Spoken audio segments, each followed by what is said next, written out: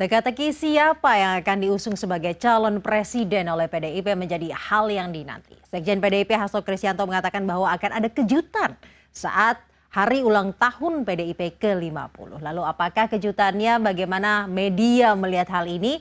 Akan kita bahas bersama Wakil Pemimpin Redaksi CNN Indonesia, Revolusi Riza, dan Wakil Pemimpin Redaksi Detikcom, Elvan Dhani Sutrisno. Selamat malam Mas Revo, Mas Elvan. Selamat malam, bisa. Mas Revo, Sekjen PDIP Hasto Kristianto mengatakan bahwa akan ada kejutan di HUT PDIP dan yang dicontohkan oleh Pak Hasto ini adalah seperti pada 2019 silam saat mengumumkan nama Joko Widodo. Sebenarnya catatan media untuk melihat kebiasaan Bu Mega khususnya mengumumkan nama calon presiden yang akan diusung seperti apa Mas Revo? Ya kalau kita melihat recordnya, Ibu Mega ini termasuk politisi yang sangat berhati-hati dan sabar. Beliau ini kan mengalami masa ketika PDI pada waktu itu ditekan oleh zaman Soeharto misalnya, kemudian menjadi pemenang pemilu di pemilu 99, kemudian Bu Mega maju di 2000, menggantikan Gus Dur ya di tahun 2002. Kemudian di pemilu langsung pertama di Indonesia 2004, Bu Mega memutuskan maju. Walaupun kemudian yang terpilih adalah Pak SBY. Nah, kalau kita melihat 2014, situasi ini kalau saya pikir sekarang yang relevan dilihat adalah ketika 2014. Pada waktu itu muncul beberapa skenario.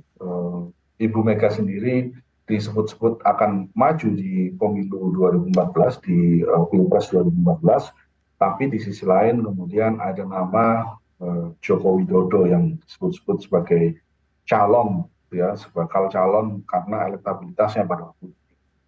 Nah, kalau melihat 2014, PDIP kemudian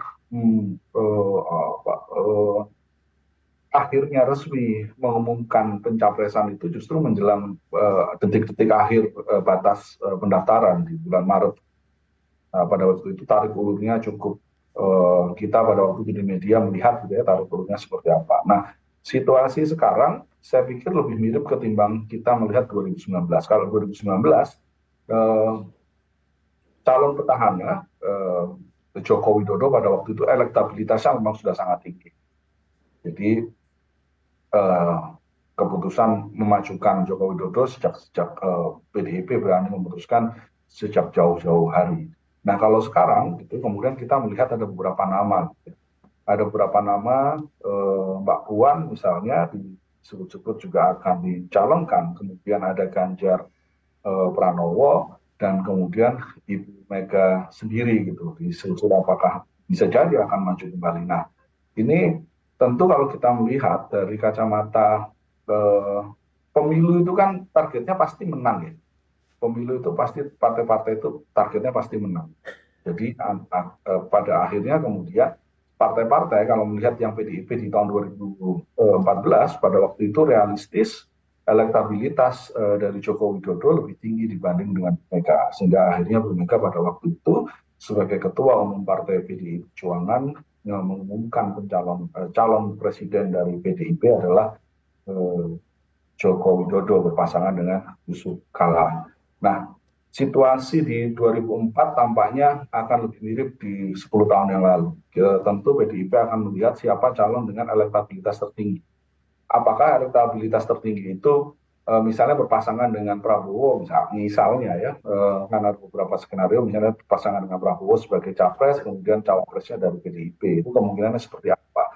Atau PDIP maju sebagai memajukan capres sendiri, kemudian cawapresnya akan dicari yang bisa mendukung elektabilitas dari calonnya. Saya pikir itu, saya tidak begitu yakin sebenarnya PDIP akan mengumumkan calonnya di besok gitu ya, ketika tanggal 10 Januari, tapi mungkin kalau kejutan mungkin hanya akan mengumumkan seperti layaknya Nasdem pada waktu itu mengumumkan beberapa calon, tapi definitif calonnya saya pikir PDIP pasti akan berhitung siapa menjelang detik-detik akhir itu yang elektabilitasnya paling tinggi dan berpotensi untuk memenangkan Pilpres 2024. Saja. Baik, kemudian kalau dari catatannya Detikcom seperti apa Mas Elvan kebiasaan Bu Mega untuk mengumumkan kan apalagi Sekjen PDIP bilang bahwa akan ada kejutan nih. Berarti kejutannya yang bukan yang dinanti-nantikah atau seperti apa? Oke, sebetulnya untuk Pilpres 2024 itu sebenarnya belum ada yang jelas ya. Belum ada satupun capres yang udah pasti dapat tiket tuh nggak ada sebetulnya. Jadi rasa-rasanya kebiasaannya Bu Mega, tadi Mas Revo udah sampaikan last minute ya mainnya ya, dengan banyak pertimbangan. Kalau yang tadi dibocorkan sama Pak Sekjen PDIP yang pertama, ya kan diumumkan 2023, ya itu pasti dong. Karena kan pendaftaran capresnya kan juga 2023, jadi yang bocorannya di mana? Sebenarnya itu bukan bocoran lah, orang udah pasti semua capres diumumkan 2023. Berikutnya soal capres yang harus berkompeten, itu juga harus, ya kan. Kemudian yang ketiga tadi mampu meneruskan Bung Karno dan lain-lain. Nah, rasa-rasanya yang disampaikan Pak Sekjen PDIP sebetulnya ya baru informasi aja. Sebetulnya PDIP itu nggak ada yang tahu kok Bu Mega akan kemana. Memang capres PDIP itu memang sangat bergantung pada keputusan finalnya Bu Mega. Kayak sekarang, pada saat PDIP sedang buntu kan antara Ganjar Pranowo atau Puan Maharani, di dalam terjadi perdebatan yang keras, kemudian muncul nama yang mendorong-dorong agar Bu Mega nyapres lagi gitu kan. Ya memang yang paling aman di internal PDIP yang dorong Bu Mega yang pasti nggak bakal kena semprit gitu kan. Kalau dorong Ganjar kena semprit, Ganjar mendorong Puan juga kena semprit. Jadi sebenarnya muter-muter aja di situ. Nah, sekarang di internal PDIP nama capres kan muncul nama Puan, Ganjar, dan terakhir nama Bu Megawati ya. Cuman sebetulnya rasa-rasa kalau Bu Mega kok kayaknya sih berat ya. Yang udah pasti ada elektabilitasnya aja, Ganjar Pranowo aja masih berat juga di internal gitu kan. Memang sih dengar di internal PDIP, dengar memang Bu Mega pengen banget putri mahkotanya ya Mbak Puan Maharani itu nyapres. Konon katanya bahkan sudah mulai cari-cari kandidat. Adalah nama Andika Perkasa misalnya mau duetkan segala macam. Tapi itu lagi-lagi juga masih belum jelas juga. Sebetulnya sekarang kalau kita lihat timeline, nanti kebiasaan Bu Mega itu membawa capresnya itu ikut ziarah ke makamnya Bung Karno. Lah kita tunggu tuh. Biasanya jelang ulang tahun PDIP atau acara-acara besar partai akan ngajak tokoh ini untuk ikut bersama Bu Mega ziarah Bung Karno. Pak Jokowi dulu diajak. Kita lihat nanti siapa yang akan diajak ke sana. Yang menarik sebetulnya ada perkembangan di koalisi lain. Misalnya sekarang ya, Nasdem, Demokrat dengan PKS misalnya Februari sudah menyampaikan mereka akan mendeklarasikan Anies bersama-sama. Ya berita terkini tadi di Detikcom bisa dibaca, di CNN juga pasti sudah ada. Artinya jika Februari nanti koalisi pendukung Anies ini dideklarasikan secara resmi, berarti ada tiga partai yang sudah cukup untuk mengajukan capres. Peta politik bisa berubah total. Bisa jadi PDIP yang bermain last minute mungkin akan mikir-mikir. Lah kalau last minute telatnya keterlambatannya ada mungkin 6 bulan taruhlah. Ya itu kan suatu kerugian politik kan. Tentunya setelah dideklarasikan siapapun capres, misalnya Anies atau siapa, akan kerja dengan lebih cepat. Itu juga nanti akan menarik sekali di koalisinya Gerindra dengan PKB, misalnya Prabowo dengan siapa. Dan dengan KIB yang sampai sekarang masih tarik ulur. Bahkan konon katanya ada beberapa partai di KIB yang juga mulai lobby-lobby ke koalisinya Anies untuk jadi cawapresnya Anies. Itu kan menarik.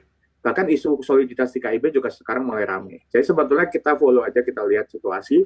Intinya situasi akan berubah total jika memang ada satu orang capres yang sudah dapat tiket. Nah, sekarang ini belum ada nih. Jadi kita tunggu siapa yang dapat tiket duluan gitu. Baik, dalam catatan media baik CNN Indonesia maupun Detikcom bahwa kebiasaannya Bu Mega memang mengumumkan di detik-detik terakhir. Seperti itu ya Mas Elvan dan juga Mas Revo. Tapi saya mau mengkutip apa yang dikatakan oleh Sekjen PDIP Hasto Kristianto pada hari ini di Tanah Tinggi Johar Baru, Jakarta Pusat.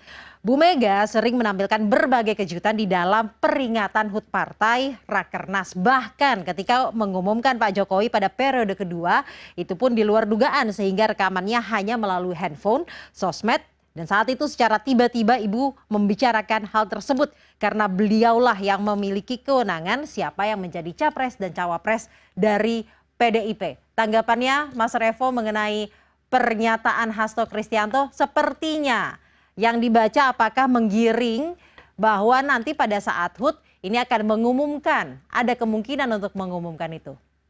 Mas Revo.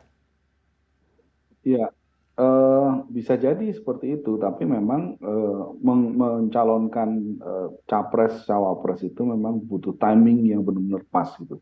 Karena jangan sampai ketika kemudian diumumkan terlebih dahulu jauh-jauh hari, kemudian partai-partai lain atau politisi-politisi lain itu bisa menyiapkan amunisi jauh-jauh hari untuk mendegradasi elektabilitas. Nah, ini yang juga pasti akan dihitung kan. Karena kita lihat kalau misalkan diumumkan besok lusa gitu, maka akan masih ada jangka waktu 1 tahun 1 bulan lebih 4 hari bagi politisi lain untuk menembakkan amunisi-amunisi untuk mendegradasi elektabilitas dari calon masing-masing. Nah, ini juga yang harus dihitung kondisinya. Kalau dalam kondisi sekarang PDIP relatif tidak begitu urgent sebenarnya untuk mengumumkan jauh-jauh hari. Berbeda dengan ketika Nasdem mengumumkan Anies Baswedan pada waktu itu karena ada isu-isu lain di luar hal yang membuat kemudian Anies Baswedan pada waktu itu kan beberapa menyebut isunya misalnya akan diserang di KPK dan sebagainya gitu. Maka kemudian demi melindungi Anies Baswedan pada waktu itu Nasdem kemudian disebut-sebut konon kabarnya kan seperti itu ya. Kita tentu ini hal yang tidak bisa kita pastikan memang karena ini belum konfirmasi pasti, tapi konon kabarnya seperti itu. Nah, untuk PDIP kan tidak ada hal yang urgent sebenarnya, kecuali memang seperti tadi disampaikan oleh Mas Elvan, walaupun memang kok PDIP ini koalisinya sendirian ya, bisa mencalonkan sendiri karena jumlah kursi di DPR cukup untuk mencalonkan tunggal gitu. Tapi tentu tidak semudah itu karena kalau tunggal suara yang dimiliki PDIP itu kan sekitar 20-an%, sementara kalau untuk Pilpres butuhnya gitu ya, kalau ujung-ujungnya nanti adalah 50+1 misalnya gitu.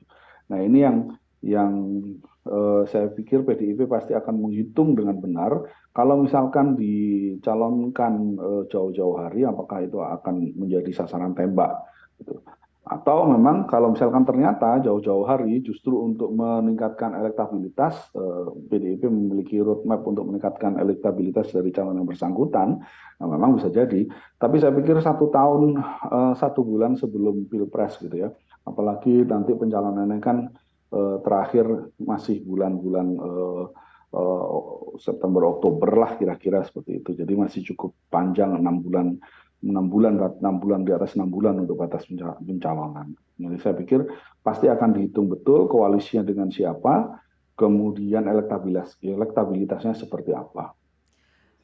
Baik, kemudian untuk analisanya Detikcom, kapan timing yang pas? Tadi sebelumnya juga Mas Elvan juga sudah sempat menyinggung kalau misalkan jangan-jangan kalau last minute terus akan menimbulkan kerugian politik, sehingga menurut Detikcom timing yang cukup tepat itu di kapan, Mas Elvan?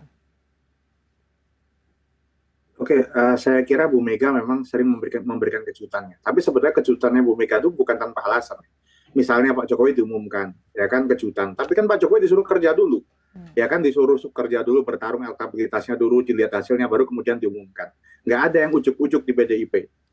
Jadi saya kira kalau pas besok acaranya partai kemudian diumumkan 1 orang, saya rasa tidak mungkin. Menurut saya paling mentok ini pun susah kejadian ya. Paling mentok Megawati akan menyebut beberapa nama calon yang layak jadi capres. Ya bisa jadi disebutkan nama Pak Ganjar, ya dengan sedikit candaannya Pak Bu Mega kan khas ya candaannya ya. Seperti Pak Jokowi dibilang kurus gitu kan misalnya, nanti kemudian mungkin rambut putih keluar, kemudian Mbak Puan Maharani gitu akan keluar, kemudian nama siapa lagi. Kalau 1 nama rasa-rasanya tidak terlalu cepat ya, seperti tadi Mas Teguh sampaikan, karena waktu masih panjang. Ya perlu ngintip-ngintip juga kan. Paling cepat rasa-rasanya setelah nanti kalau benar koalisinya Demokrat, Nasdem, dan PKS mengumumkan nama capres mereka. Nah mungkin baru di situ tuh mulai akan semakin tajam nanti kelihatannya. Tapi lagi-lagi kejutannya Bu Mega itu bukan sembarang kejutan.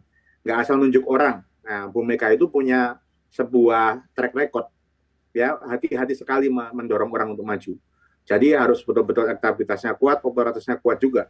Dan mengumumkan jauh-jauh hari di internal PDIP juga tidak baik untuk soliditas partai. Ya bisa jadi terbelah. Seperti sekarang aja misalnya kan Bu Mega susah apa yang lurusin supaya pendukungnya Puan dan Ganjar tidak pecah di internal misalnya. Jadi mungkin akan cari momentum yang tepat, bisa aja sih di awal disebut kita punya banyak tokoh potensial, bisa saja ditambahkan yang lain-lain gitu misalnya. Tapi kalau satu nama sepertinya belum, menunggu map nanti koalisi tanda petik lawannya yang mungkin akan dideklar pada Februari 2023 nanti begitu. Mas Elvan dan juga Mas Revo, PDIP ini menjadi satu-satunya partai yang bisa mengusung sendiri kan capresnya karena elektabilitasnya di atas persentasenya di atas 20%. Jadi pengumuman calon presiden ini tentunya dinanti oleh semuanya. Jika nanti sudah diumumkan, sebenarnya apa sih dampaknya dan akan seberapa besar dampaknya, Mas Revo? Iya, tentu langsung akan calon yang bersangkutan akan langsung diminta untuk dikebut untuk bekerja ya, meningkatkan elektabilitasnya sebelum pemilihan gitu.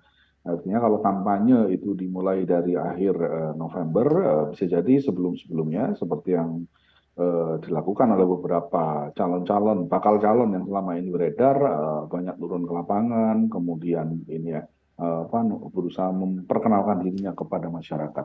Itu pasti yang akan kita lihat gitu. Tapi di sisi lain yang tadi tepat sekali yang disampaikan oleh Mas Elvan ya, memang kalau sekarang justru karena memang ada pembelahan gitu, bukan pembelahan ya, tapi ada sebagian yang pendukung dari Ganjar Pranowo, ada sebagian yang pendukung Mbak Puan gitu. Nah ini kan tugas dari partai ketika diumumkan, maka harus memastikan semuanya satu komando dalam pemilihan. Saya pikir PDIP pasti akan menunggu sampai pertengahan tahun ya untuk mencalonkan ini gitu.